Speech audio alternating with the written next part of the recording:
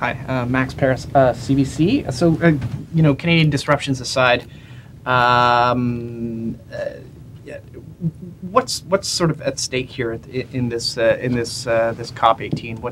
Why is it so important? Well, every conference of the parties is important. Global progress towards reducing greenhouse gases in terms of a multilateral process, and gosh, I wouldn't for a moment say that this process is perfect. If I knew of a better one, it's kind of like democracy. It's the worst system except all the rest. You've got 180 countries in the room. You lurch forward a bit. You think you've got momentum. You've also got intense pressure on all governments from the shaky global economy and also sustained propaganda and political lobbying efforts by big oil, big coal, fossil fuel lobbies. So it's not an easy process. Globally, there was a lot more attention for good reason, actually, on Copenhagen, because that had been chosen back in 2005 when the COP was in Montreal. 2009 was chosen as the deadline for the second group of commitments post the first phase of Kyoto. And in 2009, Copenhagen was flat out a complete train wreck, assisted by the bogus backroom deal that Barack Obama organized called the Copenhagen Accord. But it took the next COP after Copenhagen was in Cancun to rescue things and get them moderately back on the rails. Durban rescued things a bit more and got them back on the rails. Doha has that chance once again. There's a lot of pressure to accelerate commitments, to deepen the ambition. The one thing that ambition is being UN code language for industrialized wealthy countries have to actually start setting targets and keeping them. The European Union has done spectacularly well and kept its targets.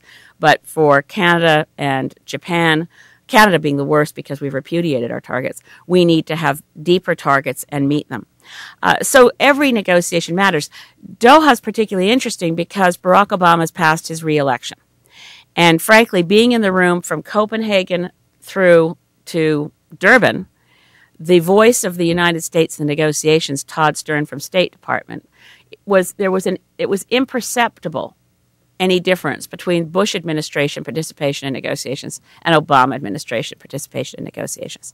So the hope is that in Doha, the U.S. might start actually taking on targets. We've certainly seen from Barack Obama something of a return to his pre-first election commitment on climate. He did make an oblique reference to rising seas in a speech at the Democratic Convention for which Mitt Romney ridiculed him.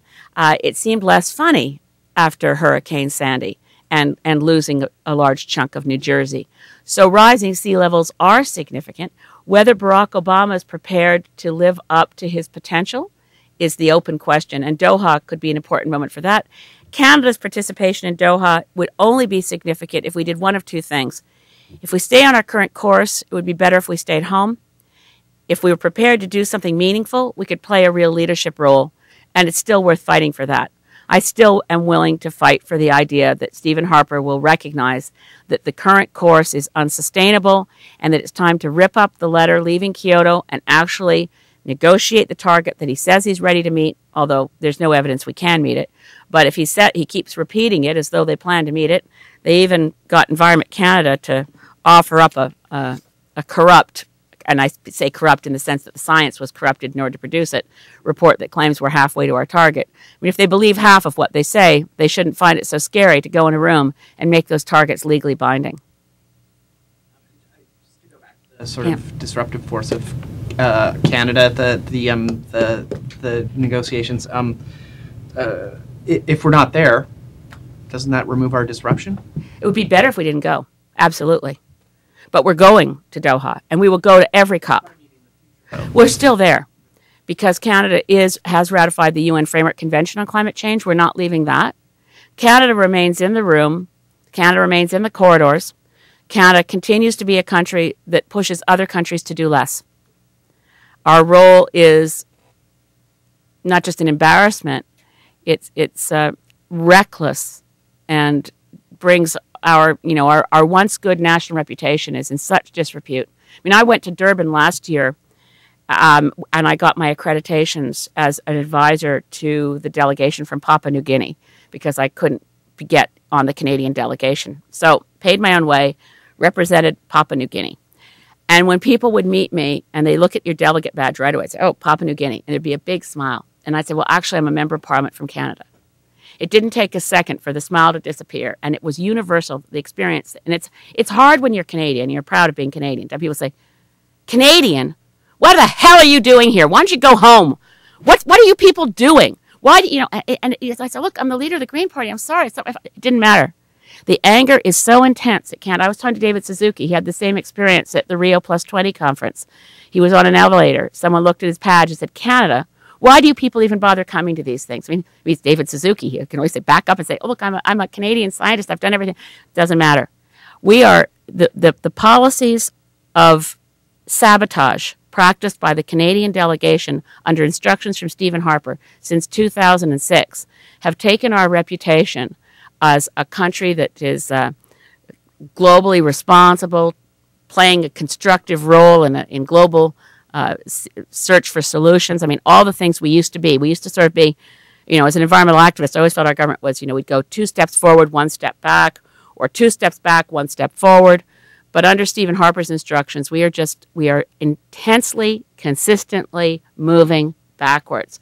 And I don't know that Canadians are aware how much now around the world showing up at a climate negotiation, you're better off to never tell anybody that you're a Canadian. Try to pretend that you're anything else, because right now, and what they're going to do in Doha, the plan for Doha.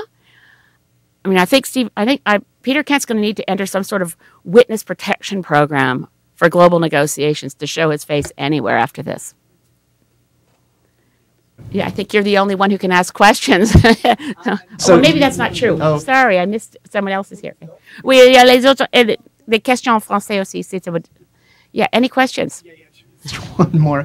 I mean, the point is, I guess, that the government constantly makes is that our contribution to global to greenhouse gases, like the Canadian contribution, is negligible in comparison to other countries, in particular industrializing countries like China and India, who are the biggest greenhouse gas emitters on the planet. Not actually, because the effect of the climate change we're experiencing now is cumulative. So the emissions of the last number of decades, in terms of what's really causing the impact, are still largely those of wealthy industrialized countries. China's only surpassed U.S. emissions in recent years. So while I'm never going to let China off the hook, they have to reduce their emissions. Still, China is emitting considerable, yes. Like the most on the planet right now, and that cumulative impact will be felt. Right. I'm not quite sure how much further down the road. Yeah. So, here's the thing. Lloyd Axworthy used to say when he was Minister of Foreign Affairs that Canada punches above its weight. Right? So when we were doing the good guy things like landmines treaties and arguing for climate action, we punch above our weight. When we decide to sabotage global agreements, we punch above our weight. We've done far more damage to the global climate through obstructing negotiations, through twisting arms to try to keep India from taking on targets, to try to stop global progress, than we've ever done through the volume of our emissions. The point of the Kyoto Protocol was to show as a down payment on future action that the industrialized world would take its responsibilities seriously. It's the same formula that was used for the Montreal Protocol to reduce ozone. So it's less about, in these global contexts, the volume of our emissions, and much more about the way in which we've used our ability to influence global progress in diplomacy far above our own scale of our economy, our own, population. We've always been influential. And ever since 2006, when Stephen Harper changed the negotiating instructions to the delegation that went to the first meeting with Rana Ambrose taking on the mantle of president of the COP from Stéphane Dion, who had been president of the COP to run the full year from fall 2005 to fall 2006. Ever since the Stephen Harper version of Canada entered the room globally, we have been acting to block progress. It's far worse to block progress from the countries that are bigger polluters than merely to say, look at our 2%. We are much more than 2% of a potential solution, and we've been way more than 2% of the problem because we've been blocking progress. We've been trying to sabotage Kyoto Protocol. And the fact that we would go in the room after all of the announcements in Canada that we were no longer a Kyoto party, that we plan to act as a Kyoto party in the room next week to weaken an agreement that countries in good faith are entering into for the future, is scandalous. So our own emissions is true, 2% of the global total emissions. But we have been, in my view, since 2006, we've been more than half the problem in the room because we keep obstructing progress. Quelques d'autres questions, no? Well, thanks very much, and I will try to keep reporting on through blogs what I learned from our negotiators and from climate groups and non-government organizations that are in Doha. If any of the other opposition parties think they can get it together to let an MP go, as a one-person caucus, I couldn't be in two places at once. But I really think it's important for opposition members of Parliament both to be included on the Canadian delegation in the future and to get themselves there to keep an eye on the way in which Canada is perceived by the rest of the world. Thank you.